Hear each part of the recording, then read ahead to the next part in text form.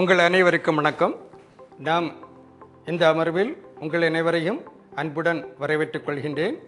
இதில் நாம் பார்க்க போவது என்னவென்றால் constructing of wave, full wave and bridge rectifiers using semiconductor diode. இதை குறித்து தெளிவாக இந்த காணொலியில் பார்க்கலாம். வாருங்கள். Session objectives. இந்த வீடியோவின் முடிவில் உங்களால் 1. ஹாஃப் வேவ் ரெக்டிஃபையர் உருவாக்கி சோதனை செய்ய, 2 டயோடுகளை பயன்படுத்தி ஒரு ஃபுல் வேவ் ரெக்டிஃபையர் உருவாக்கி சோதிக்கவும், 4 டயோடுகளை பயன்படுத்தி bridge type full wave rectifier உருவாக்கி சோதிக்கவும் இயலும். ரெக்டிஃபையர் சர்க்கியூட்டுகளை பற்றி சுருக்கமாக விவாதிப்போம். ரெக்டிஃபையர்கள் எலக்ட்ரானிக் சர்க்கியூட்களுக்கு ஏசி இன்புட் வோல்டேஜை டிசி வோல்டேஜாக மாற்றி சக்தி அளிக்கின்றன. எலக்ட்ரிக்கல் சிக்னல் வீடுகளுக்கு ஏசி வடிவில், அதாவது சைனசாய்டல் ஃபார்ம் வழங்கப்படுகின்றன. இருப்பினும் ஒரு டிசி சப்ளையை பயன்படுத்தி நிறைய எலக்ட்ரானிக் உபகரணங்கள் மற்றும் ஐசிகளை இயக்க முடியும். இதன் விளைவாக ஏசி இன்புட்டை டிசி அவுட்புட்டாக மாற்றுவதற்கு பொருத்தமான எலக்ட்ரானிக் சர்க்கியூட்டை பயன்படுத்த வேண்டும். ஏசி சைனசாய்டல் சிக்னலை டிசி சிக்னலாக மாற்றும் செயல்முறையை ரெக்டிஃபிகேஷன் எனப்படும். ரெக்டிஃபிகேஷன் செய்யும் எலக்ட்ரானிக் சர்க்கியூட் ரெக்டிஃபையர் சர்க்கியூட் என அழைக்கப்படுகிறது. ரெக்டிஃபையர் சர்க்கியூட்டுகளில் டிரான்ஸ்ஃபார்மர்ஸ், டயோட்ஸ், கெப்பாசிட்டர்ஸ் மற்றும் ரெசிஸ்டர்ஸ் இவை ஒன்றிணைந்து செயல்படுவதால் ஏசி பவரை டிசி பவராக மாற்றுகின்றன. ரெக்டிஃபையர் சர்க்கியூட்களின் வகைகள்: half wave rectifier, full wave rectifier, bridge rectifier, half wave rectifier circuit. AC to DC கன்வெர்ட்டரின் இந்த எளிய வடிவம் ஒரு டயோடை பயன்படுத்துவதே ஆகும். அத்தகைய AC to DC converter half wave rectifier என அழைக்கப்படும். டயோட் D1 கண்டக்ட் செய்கிறது, ஏனெனில் அது ஃபார்வர்ட் பயாஸ்ட். கரண்ட் ஆனது சப்ளையின் பாசிட்டிவ் முனையிலிருந்து டயோட் D1 வழியாக பாய்கிறது மற்றும் நெகட்டிவ் டெர்மினல் இன்புட்டில் RL. இந்த காலகட்டத்தில் RL முழுவதும் வோல்டேஜ் உருவாக்கப்படுகிறது. செகண்டரி வோல்டேஜின் பாசிட்டிவ் ஹாஃப் சைக்கிளின் பொழுது டயோட் D1 ஃபார்வர்ட் பயாஸ்ட் ஆகவும் மற்றும் டயோட் D2 ரிவர்ஸ் பயாஸ்ட் ஆகவும் உள்ளது. Current load resistor RL, diode D1 மற்றும் செகண்டரி வைண்டிங் மேல் பாதி வழியாக பாய்கிறது. செகண்டரி வோல்டேஜின் நெகட்டிவ் ஹாஃப் சைக்கிளில் டயோட் D2 ஃபார்வர்ட் பயாஸ்ட் ஆகவும் டயோட் D1 ரிவர்ஸ் பயாஸ்ட் ஆகவும் உள்ளது. எனவே தற்போதைய load resistor RL, diode D2 மற்றும் செகண்டரி வைண்டிங் கீழ் பாதி வழியாக பாய்கிறது. Bridge rectifier. இது ஃபுல் வேவ் ரெக்டிஃபையர். பிரிட்ஜ் ரெக்டிஃபையரில் 4 டயோடுகள் பயன்படுத்தப்படுகிறது. டிரான்ஸ்ஃபார்மரில் செகண்டரி சென்டர் டேப்ட் இல்லை. செகண்டரி வோல்டேஜின் நேர்மறை பாதியின் போது டயோடுகள் D2 மற்றும் D3 ஆகியவை ஃபார்வர்ட் பயாஸ்டாக இருக்கிறது. எனவே current D2 load resistance RL மற்றும் D3 வழியாக செகண்டரி சைடின் மறுமுனைக்கு பாய்கிறது. செகண்டரி வோல்டேஜின் எதிர்மறை பாதியில் டயோடுகள் D1 மற்றும் D4 கண்டக்ட் செய்கின்றன. கரண்ட் D4 ரெசிஸ்டன்ஸ் RL மற்றும் டயோட் D1 வழியாக செகண்டரி சைடின் மறுமுனைக்கு பாய்கிறது. ரெக்டிஃபையர் சர்க்கியூட்டின் பயன்பாடுகள். ரெக்டிஃபையர் சர்க்கியூட்டுகள் டிமாடுலேட்டர்ஸ், AM ரேடியோ சர்க்கியூட்டில் டிடெக்டராகவும், தடையில்லா மின்சாரம் UPS சர்க்கியூட்டுகள், ஹோம் இன்வெர்ட்டர்கள், மொபைல் ஃபோனில் பேட்டரி சார்ஜர்கள், லேப்டாப்புகள் மற்றும் தொழிலில் உள்ள அனைத்து எலக்ட்ரானிக் சர்க்கியூட்டுகளிலும் பயன்படுத்தப்படுகின்றன. இந்த பயிற்சியை செய்வதற்கு தேவையான டூல்ஸ் மற்றும் மெட்டீரியல்ஸை சேகரிப்போம். soldering iron 25 watt 250 volt ஒன்று, moving coil voltmeter 0 to 30 volt ஒன்று, multimeter digital ஒன்று, lug board general purpose 5 points ஒன்று, diode IN4007 4, resistor 470 ohm ஒன்று, step down transformer 240 volts 0.12 500 milliampere ஒன்று, multi-strand wire red blue 23 0.2 of 650 volt grade தேவைக்கேற்ப, mains cord 3 core cable ஒன்று, resin core solder 60-40, soldering paste 10 grams ஒன்று, base board ஒன்று, cathode ray oscilloscope ஒன்று. டயோடை சோதிப்பது. தேர்வு சுவிட்சை பயன்படுத்தி மல்டிமீட்டரை டயோட் நிலை அல்லது டயோட் செக் நிலைக்கு அமைக்கவும்.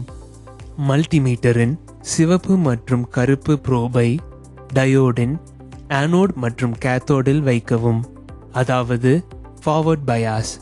அட்டவணையுடன் வாசிப்பை சரிபார்க்கவும். இப்போது மல்டிமீட்டர் ஆய்வுகளை தலைகீழாக மாற்றவும். சிவப்பு மற்றும் கருப்பு ப்ரோபை டயோடின் கேத்தோட் மற்றும் ஆனோட் முனையில் வைக்கவும், அதாவது ரிவர்ஸ் பயாஸ். அட்டவணையுடன் வாசிப்பை சரிபார்க்கவும். வாசிப்பு அட்டவணை ஒன்றுடன் பொருந்தினால் டயோட் நல்ல நிலையில் உள்ளது, இல்லையெனில் டயோட் குறைபாடுடையது. முதல் பணி, ஹாஃப் வேவ் ரெக்டிஃபையரை உருவாக்கி அதை சோதிக்கவும். டயோடின் உள்ள ஆனோட் மற்றும் கேத்தோடின் டெர்மினல்களை பார்வை மூலம் அடையாளம் காணவும். வழக்கமாக 2 டெர்மினல் டயோட்களில் கேத்தோட் முனையில் சில்வர் கோட்டிங் இருக்கும் மற்றும் எதிர்ப்பக்கம் ஆனோட் டெர்மினல் என அடையாளம் காணலாம். மல்டிமீட்டரை பயன்படுத்தி கொடுக்கப்பட்ட டிரான்ஸ்ஃபார்மரின் பிரைமரி மற்றும் செகண்டரி வைண்டிங்கின் கண்டினியூட்டியை டெஸ்ட் செய்யவும். கொடுக்கப்பட்ட டிரான்ஸ்ஃபார்மரின் விவரக்குறிப்புகளை பதிவு செய்யவும். டிரான்ஸ்ஃபார்மரில் 240 வோல்ட் ஏசி இன்புட்டை பயன்படுத்தவும் மற்றும் வோல்ட் மீட்டர் அல்லது மல்டிமீட்டர் பயன்படுத்தி செகண்டரி சைடில் விரும்பிய அவுட்புட் வோல்டேஜை சரிபார்க்கவும். விரும்பிய மின்னழுத்தத்தின் தொடர்ச்சி உறுதிப்படுத்தவில்லை என்றால் டிரான்ஸ்ஃபார்மரை மாற்றவும். சோதனை செய்யப்பட்ட டிரான்ஸ்ஃபார்மரை பேஸ் போர்டில் பொருத்தமான நட்ஸ், வாஷர்ஸ் மற்றும் போல்ட் பயன்படுத்தி மாட்டவும். டிரான்ஸ்ஃபார்மரின் பிரைமரி சைடில் 3 பின் பவர் கார்டை சால்டர் செய்யவும் மற்றும் டிரான்ஸ்ஃபார்மரின் மெட்டல் கவரில் எர்த் பின்னை இணைக்கவும். மெயின்ஸை சுவிட்ச் ஆன் செய்யவும். வோல்ட் மீட்டர் அல்லது மல்டிமீட்டர் பயன்படுத்தி மெயின்ஸ் வோல்டேஜ் மற்றும் transformer secondary voltage VS, RMS, AC input to rectifier அளவிட்டு பதிவு செய்யவும். செகண்டரி சைடில் AC வோல்டேஜ் 12 வோல்ட்.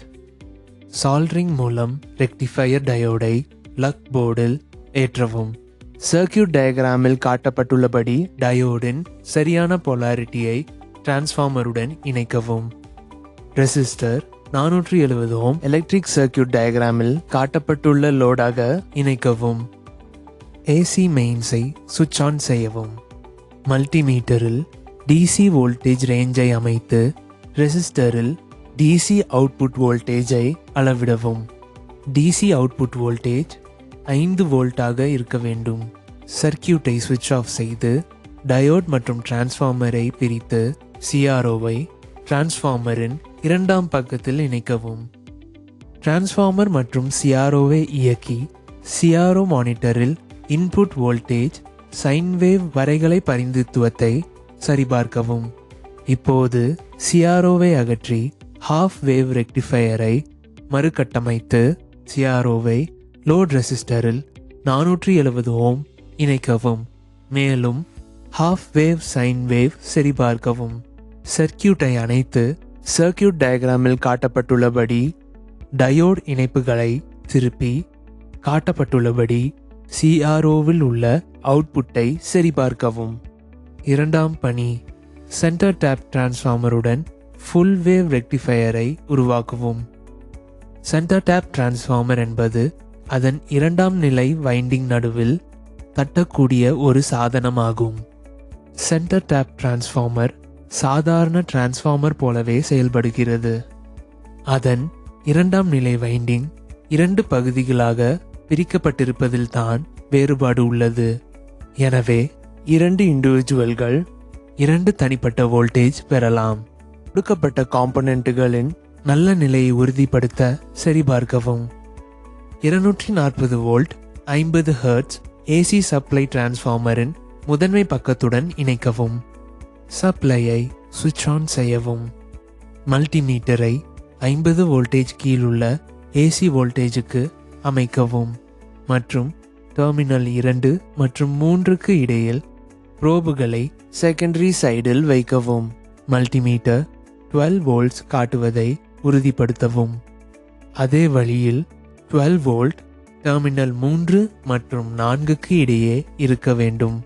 திட்டவட்டமான மற்றும் லேஅவுட் வரைபடத்தில் காட்டப்பட்டுள்ளபடி ஃபுல் வேவ் ரெக்டிஃபையர் சர்க்கியூட்டை உருவாக்கவும்.